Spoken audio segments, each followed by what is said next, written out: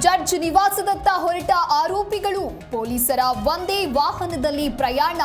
ಕೋರಮಂಗಲದ judge ನಿವಾಸಕ್ಕೆ ಭದ್ರತೆ.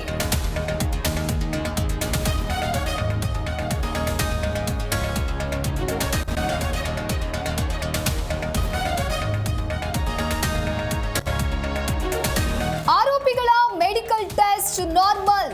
ಮತ್ತೆ ಬೆನ್ನು ನೋವಿದೆ ಎಂದ ದರ್ಶನ್. ಅನ್ನಪೂರ್ಣೇಶ್ವರಿ ನಗರ ಠಾಣೆ ಬಳಿ ಫ್ಯಾನ್ಸ್ ಡ್ರಾಮಾ.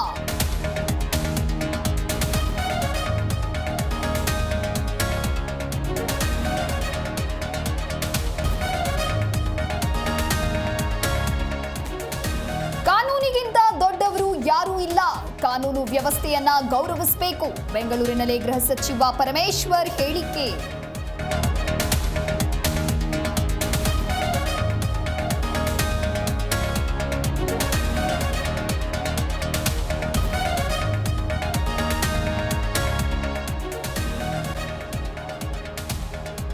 ಧರ್ಮಸ್ಥಳದ ಎಸ್ಐಟಿ ತನಿಖೆ ಹಿಂದೆ ಷಡ್ಯಂತ್ರವಿದೆ. ನಮ್ಮ ಪರಂಪರೆ ಹಾಳು ಮಾಡುವುದಕ್ಕೆ ಹೊರಟಿದ್ದಾರೆ.